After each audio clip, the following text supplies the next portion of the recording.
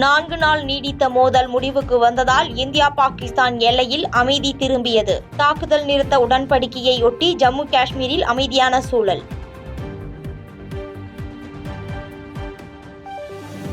வரலாற்று சிறப்புமிக்க மங்களதேவி கண்ணகி கோயிலில் சித்ரா பௌர்ணமி விழா. தேனி மாவட்டத்திற்கு நாளை உள்ளூர் விடுமுறை.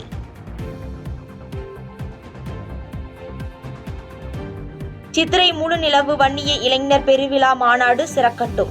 தமிழ் சமூகங்கள் நல்லிணக்கத்தோடு தலைநிமிர உழைக்கும் ராமதாஸ் அன்புமணிக்கு நாம் தமிழர் கட்சி ஒருங்கிணைப்பாளர் சீமான் வாழ்த்து.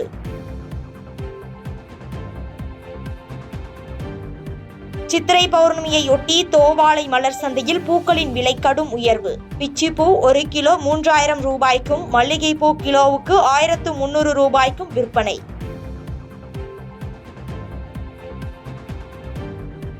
விடுமுறை நாளை முன்னிட்டு திருச்செந்தூர் சுப்பிரமணிய சுவாமி கோயிலில் குவிந்த பக்தர்கள். கடற்கரையில் நீராடி குடும்பத்தோடு நீண்ட வரிசையில் காத்திருந்து தரிசனம்.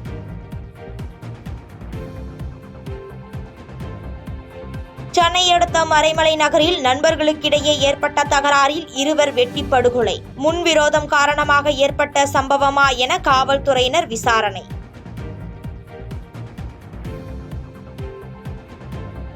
அவனியின் ஆதார ஸ்ருதி அன்னை என முதலமைச்சர் மு.க. ஸ்டாலின் வாழ்த்து. அன்னையின் மகத்துவத்தை போற்றுவோம் என இபிஎஸ், தாவேக தலைவர் விஜய் ஆகியோர் வாழ்த்து.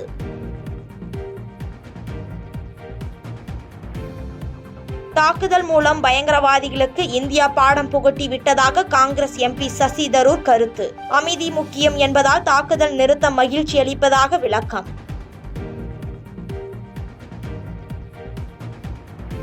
உக்ரைனுடன் நேரடி பேச்சுக்கு ரஷ்ய அதிபர் புதின் அழைப்பு. தீவிரமான போர் நிறுத்த பேச்சுவார்த்தைக்கு ரஷ்யா தயார் என அறிவிப்பு.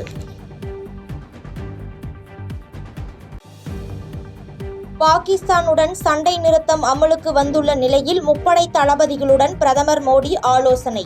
ஆலோசனையில் பாதுகாப்புத்துறை அமைச்சர் ராஜ்நாத் சிங், தேசிய பாதுகாப்பு ஆலோசகர் அஜித் தோவல் ஆகியோர் பங்கேற்பு.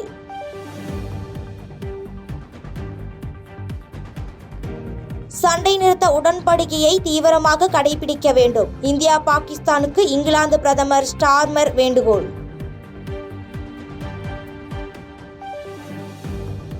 காஷ்மீர் பிரச்சனையில் தீர்வு ஏற்பட மத்தியஸ்தம் தயார் என அமெரிக்க அதிபர் டிரம்ப் அறிவிப்பு.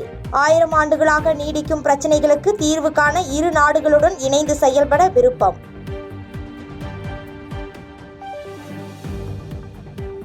பஞ்சாப், ராஜஸ்தான் உள்ளிட்ட மாநிலங்களில் கட்டுப்பாடுகள் தளர்வு. முழு ஒத்துழைப்பு அளித்த மக்களுக்கு நன்றி தெரிவித்த காவல்துறை.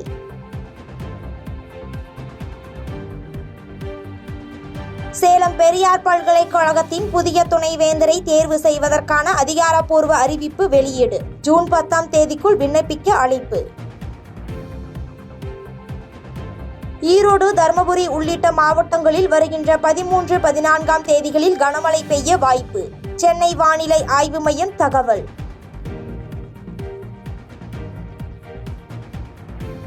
அன்னையர் தினத்தை முன்னிட்டு முதலமைச்சர் மு.க. ஸ்டாலின் வாழ்த்து.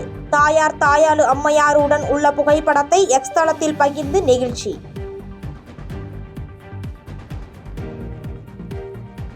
அதிமுக முன்னாள் அமைச்சர் எம்.ஆர். விஜயபாஸ்கருக்கு வருமான வரித்துறை புலனாய்வு பிரிவு சம்மன். 100 கோடி ரூபாய் அபகரித்ததாக தொடரப்பட்ட வழக்கில் மே 23ஆம் தேதி ஆஜராக உத்தரவு.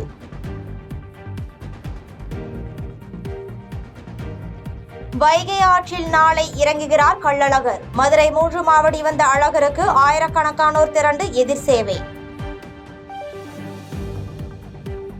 செய்திகளை உடனுக்குடன் தெரிந்து கொள்ள கீழ்கண்ட கேபிள் மற்றும் டிடிஎச் நெட்வொர்க்குகளில் எம்நாடு செய்தி தொலைக்காட்சியை காணுங்கள். பாதகம் செய்பவரை கண்டால் நாம் பயம் கொள்ளலாகாது பாப்பா. மோதி மிதித்துவிடு பாப்பா, அவர் முகத்தில் உமிழ்ந்துவிடு பாப்பா. அண்மை செய்திகளை உடனுக்குடன் தெரிந்து கொள்ள இணைந்திருங்கள் எம்நாடு தொலைக்காட்சியுடன்.